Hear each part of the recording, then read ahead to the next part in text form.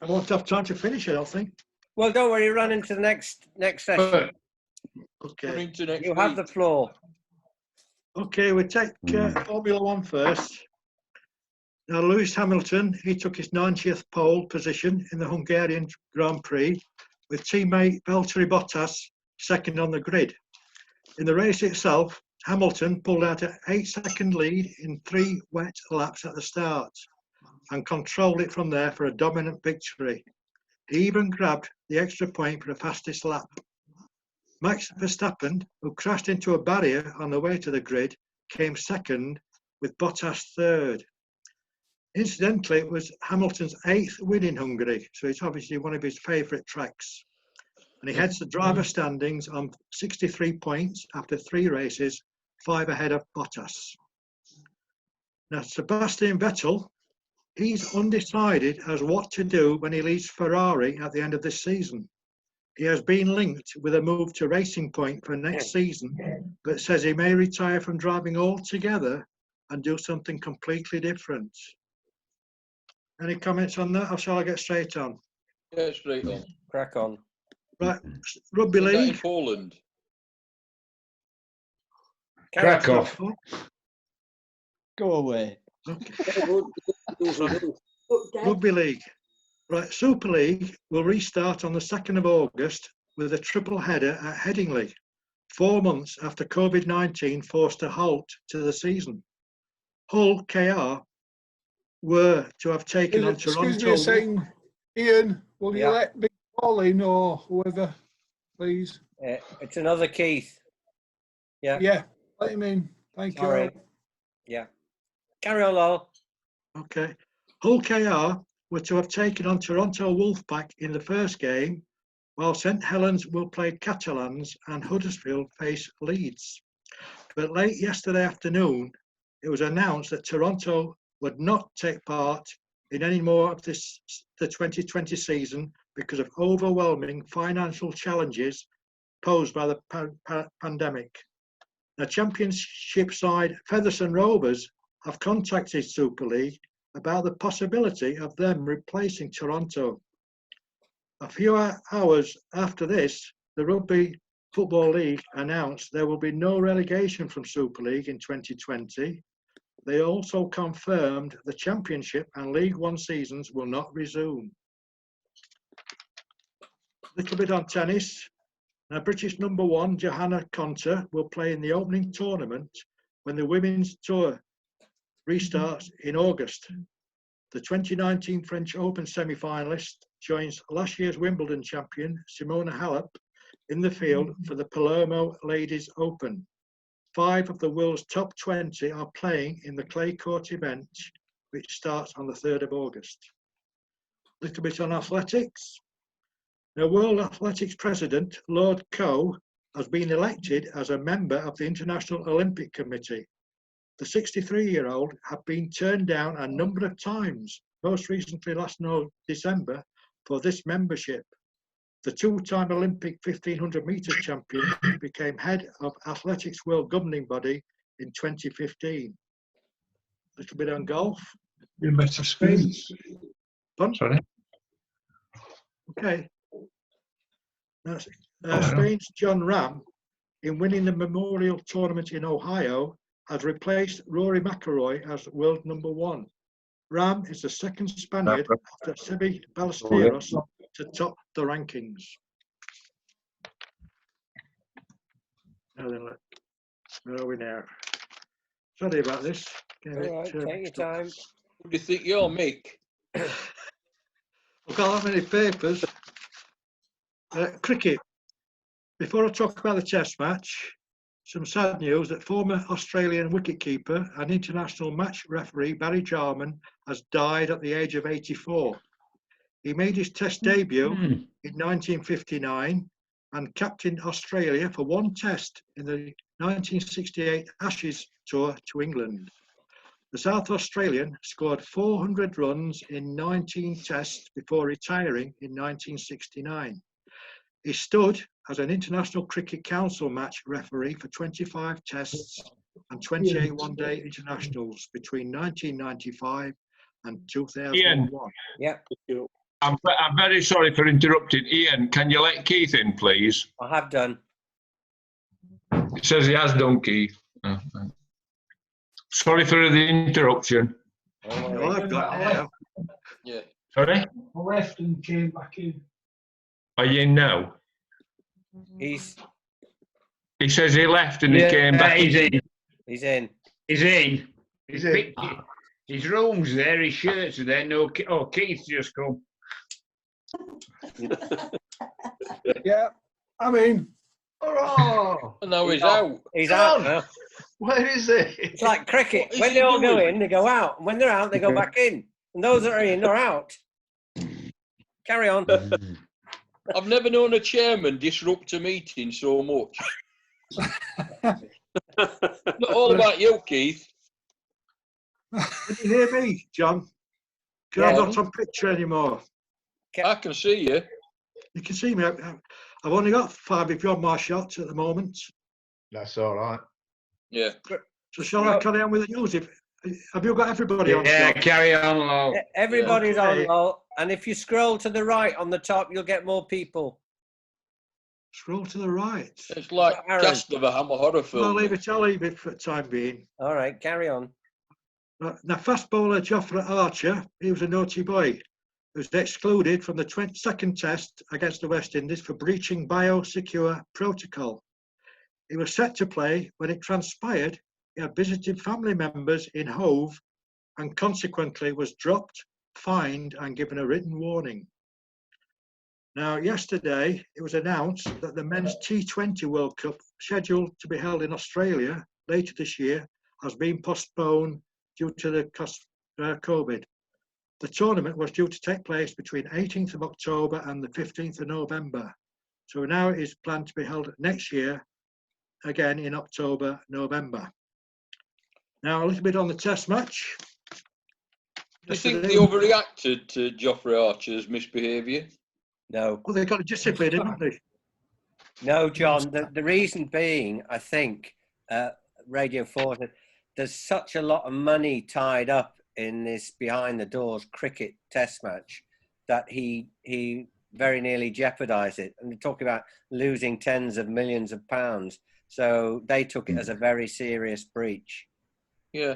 I wouldn't normally say this about the Daily Express, but there was an interesting article in the Daily Express the other day comparing it to football and the fact that football teams are playing all over the shant nowadays. They're not in biosecure, well, partially biosecure zones and bubbles and things, but they're travelling up and down the country, left, right and centre, going home to the families at night and appearing at another ground a couple of days later, and nobody's saying a word about that. Are you sure it's not fake? Are you sure it's not fake news? Could be fake news. No, that's what's happening, but they're being tested regularly. Yeah. Which apparently the cricket team aren't doing. Why not? Don't know. Anyway, I just thought I'd come. Sorry about that. I just thought I'd comment. But interesting, there's a difference between the test match teams and the testing and the commentators who are being tested, which I don't understand. But there you go. Lowell, carry on. Okay, right. Well, yesterday's cricket, fantastic result for England. Yeah. Ben Stokes and Stuart Broad helped England to complete a series-levelling 113-run win over the West Indies at Old Trafford in the second test. Stokes dropped on 30, went on to score the fastest 50 by an England opening batsman in Test match history, and finished on 78 not out from 57 balls. England declared on 129 for 3, setting West Indies 312 to win in 85 overs, or bat out for a draw. Broad tore through the top order with 3 wickets before Jermaine Blackwood and Sharma Brooks both passed 50 in a 100-run stand. After the stand was broken, wickets fell at regular intervals to leave the West Indies 198 all out. Now, Stokes obviously was named player of the match after hitting a total of 254 runs and taking 3 wickets. Any comments on that, or straight on to football? I love the way England took the match by the scruff of the neck. The one thing you didn't mention, which I think was crucial, they lost a day's play because of rain. Yeah. So they really had to manage that last day, didn't they? They still have 15 overs to spare, nearly. Yeah. Sorry, Ron, I cut across you. Also, No, you're It's all gone. right. I was only going to say Colin the same thing, Ian. Yeah. Colin wanted to say something. Thank you. yeah, Stokes apparently became the first Englishman to score 250 runs and take more than one wicket in a Test match. Correct. Oh. Yeah. Wow. Interesting. Looks like it's a one-man team at the moment, though, doesn't it? Who's going to be dropped for the next test on Friday? Good question. Nobody. Really? Wicket keeper. Yeah. Could be. It's time. Yeah. Okay. Any more, Lowell? No, go on, nip onto football now. A few little Can I things on do- football. Can I add a cricket thing, please? Go on Yeah. then.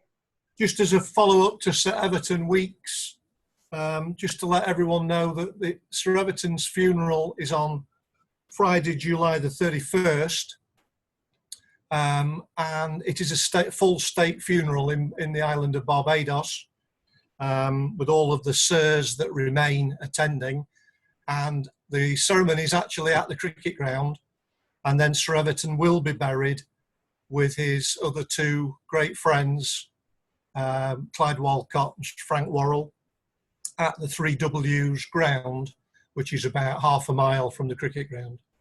So I would imagine that the whole island will pay its respects to Sir Everton on Friday the 31st.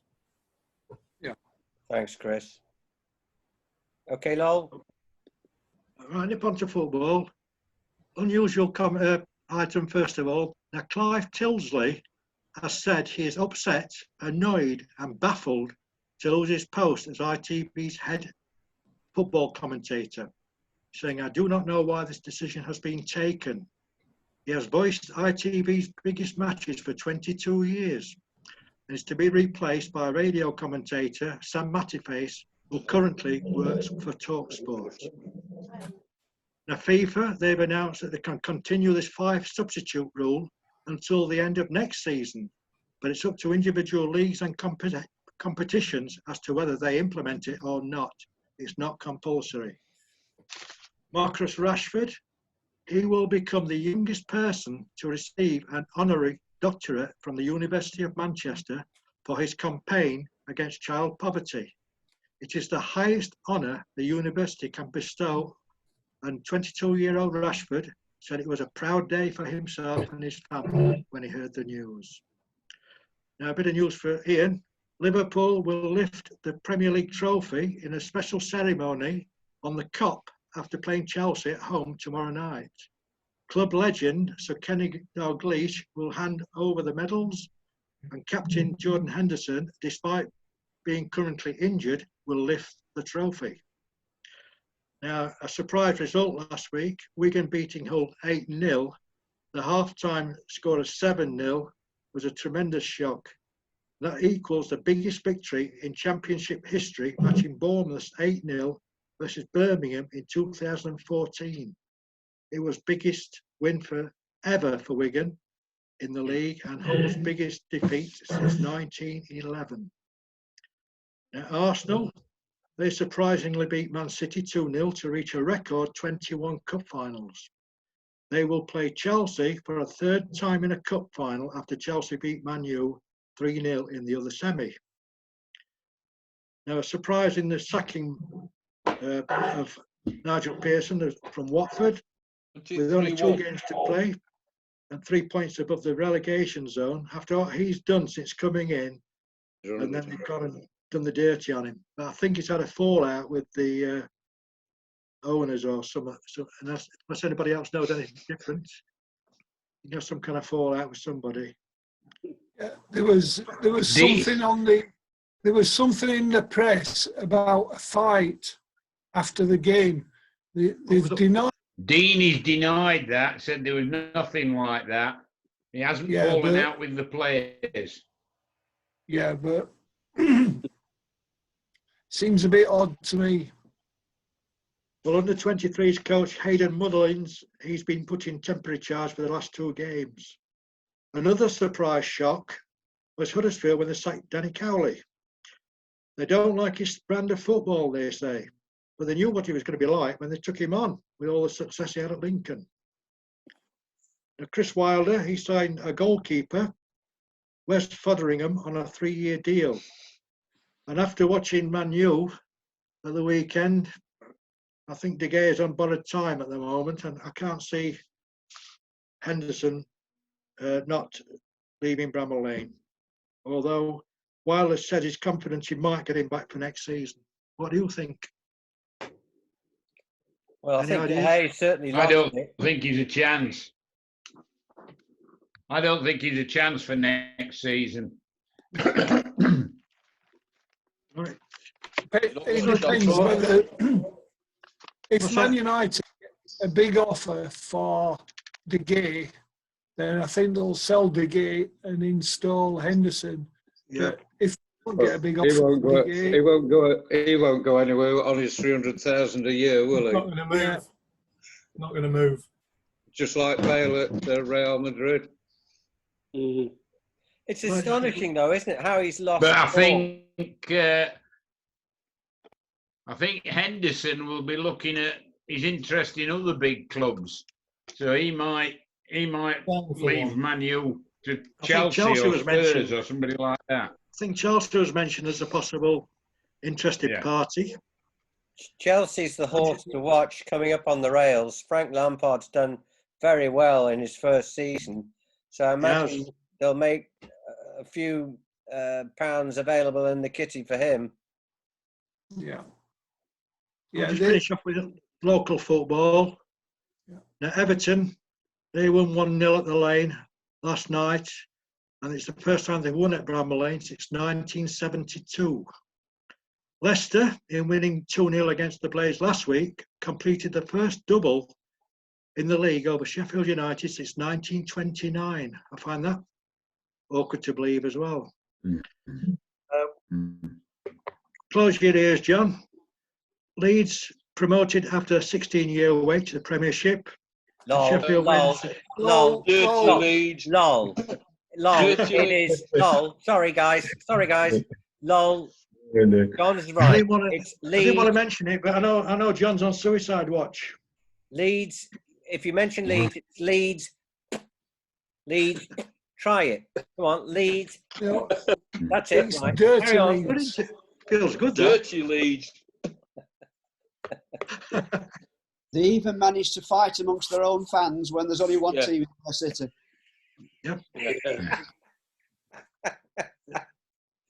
Sheffield Wednesday, they won the second half in Fulham. How can you But, mention lost the half. Sheffield Wednesday in the same breath as Leeds? Carry on, lol. Sorry. And just finishing off with Wednesday last Saturday, they losing 3-0 at half time. They won the second half 3-2. You can't credit it when they go and win at QPR the 2 or 3 days before 3-0, and then they go and crash at Fulham 5-3. Yeah, but they are one of the top sides in the division, one of the form sides, and they're a multi-million-dollar side, aren't they? Just to concede 5 is bad. But before the game, I thought we would concede 5 anyway, but not score 3. To score 3 away at Fulham is a blooming good thing. But defensively, we were poor. And though like Wildsmith, he were at fault for a couple of them. Well, that's it. I've rushed through it today because of time constraints, obviously, with starting late. Good But man. that's a lot Very well. today. Right, well Well done. done. Okay. Keith, you've got Okay. 3 minutes, 10 seconds. What do you want Right, to do? I'm going to pass you over to Big Paul first. Big Paul. Yeah, thank you. Well, I've changed my name, as you can see, by Deep Paul to Keith, such as my admiration for the man. And, There's You 3 weren't saying that Keiths. yesterday. 3 Keiths. I just wanted to say what a lovely time I had yesterday, and how gullible am I? I was really taken in, but I had such a lovely time. To Ian, I'm sorry you couldn't be there, Ian, and to the rest. And Chris, we've never met in person, Chris, but what a kind gesture to give something like that. For those you don't know, a birthday card with a signed best wishes from Derek Randall. Before that, now, I'm not too much up on cricket these days, Chris, but before I opened it, I thought, oh, when I saw it, what a fielder he was. Yeah. He was worth his place for fielding alone, besides his batting prowess. And to say we've never met, thank you very much indeed. A very kind gesture. Thank you. Absolute pleasure. Enjoy your birthday. Well done. Yeah, thank you. So, You've got a haircut as well, Big Paul. in conclusion, thank you all very much for what happened. For Jenny, for the birthday cake. Much appreciated. She's listening. Thank you. Thank you. You're very Happy welcome. birthday. So to conclude, just to conclude, if Keith ever wants any lifting or carry